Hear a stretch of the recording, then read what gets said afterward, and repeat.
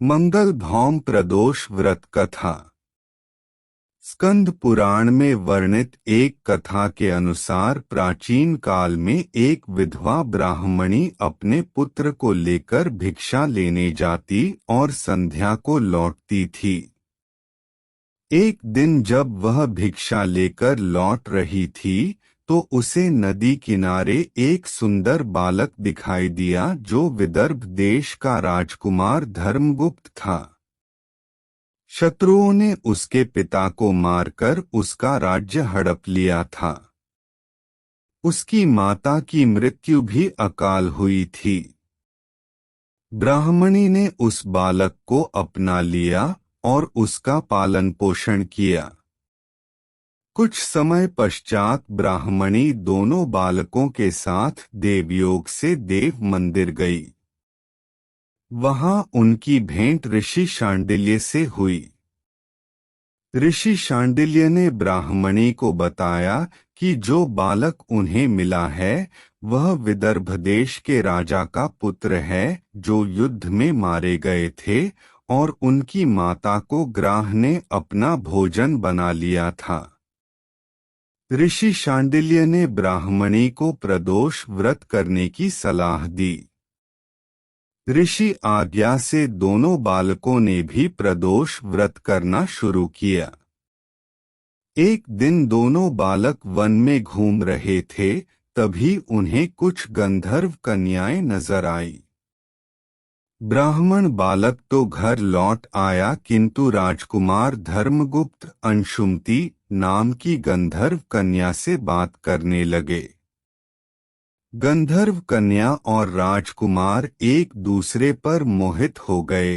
कन्या ने विवाह हेतु राजकुमार को अपने पिता से मिलवाने के लिए बुलाया। दूसरे दिन जब वह पुनः गंधर्व कन्या से मिलने आया तो गंधर्व कन्या के पिता ने बताया कि वह विदर्भ देश का राजकुमार है। भगवान शिव की आज्ञा से गंधर्वराज ने अपनी पुत्री का विवाह राजकुमार धर्मगुप्त से कराया। इसके बाद राजकुमार धर्मगुप्त ने गंधर्व सेना की सहायता से विदर्भ देश पर पुनः आधिपत्य प्राप्त किया। यह सब ब्राह्मणी और राजकुमार धर्मगुप्त के प्रदोष व्रत करने का फल था। स्कंद पुराण के अनुसार जो भक्त प्रदोष व्रत के दिन शिव पूजा के बाद एकराग होकर प्रदोष व्रत कथा सुनता या पढ़ता है उसे 100 जन्मों तक कभी दरिद्रता नहीं होती। मंगल भौम प्रदोष व्रत कथा। एक नगर में एक वृद्धा निवास करती थी। उसके मंगलिया नामक एक पुत्र था। वृद्धा की हनुमान जी पर गहरी आस्था थी। वह प्रत्येक मंगलवार को नियम पूर्वक व्रत रखकर हनुमान जी की आराधना करती थी।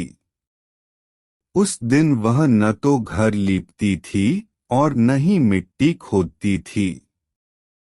वृद्धा को व्रत करते हुए अनेक दिन बीत गए। एक बार हनुमान जी ने उसकी श्रद्धा की परीक्षा लेने की सोची। हनुमान जी साधु का वेश धारण कर वहां गए और पुकारने लगे, है कोई हनुमान भक्त जो हमारी इच्छा पूर्ण करे। पुकार सुन वृद्धा बाहर आई और बोली, आज्ञा महाराज। साधु वेशधारी हनुमान बोले, मैं भूखा हूँ, भोजन करूँगा। तू थोड़ी जमीन लीप दे। वृद्धा दुविधा में पड़ गई। अंततः हाथ जोड़ बोली, महाराज, लीपने और मिट्टी खोदने के अतिरिक्त आप कोई दूसरी आज्ञा दें, मैं अवश्य पूर्ण करूंगी। साधु ने 3 बार प्रतिज्ञा कराने के बाद कहा, तू अपने बेटे को बुला। मैं उसकी पीठ पर आग जलाकर भोजन बनाऊंगा। वृद्धा के पैरों तले धरती खिसक गई, परंतु वह प्रतिज्ञाबद्ध थी। उसने मंगलिया को बुलाकर साधु के सुपुर्द कर दिया। मगर साधु रूपी हनुमान जी ऐसे ही मानने वाले न थे। उन्होंने वृद्धा के हाथों से ही मंगलिया को पेट के बल लिटवाया और उसकी पीठ पर आग जलवाई। आग जलाकर दुखी मन से वृद्धा अपने घर के अंदर चली गई। इधर भोजन बनाकर साधु ने वृद्धा को बुलाकर कहा, मंगलिया को पुकारो ताकि वह भी आकर भोग लगा ले। इस पर वृद्धा बहते आंसुओं को पोंछकर बोली, उसका नाम लेकर मुझे और कष्ट न पहुँचाओ। लेकिन जब साधु महाराज नहीं माने तो वृद्धा ने मंगलिया को आवाज लगाई। पुकारने की देर थी कि मंगलिया दौड़ा दौड़ा पहुंचा। मंगलिया को जीवित देख वृद्धा को सुखद आश्चर्य हुआ। वह साधु के चरणों में गिर पड़ी। साधु अपने वास्तविक रूप में प्रकट हुए।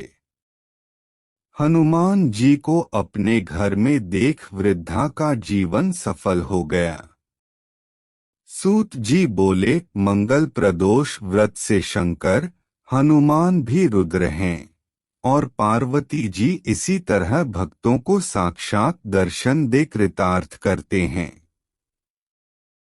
वीडियो पसंद आया तो वीडियो को लाइक करके चैनल को सब्सक्राइब कर लीजिए, क्योंकि इस चैनल पर आपको ऐसे ही वीडियोस मिलते हैं।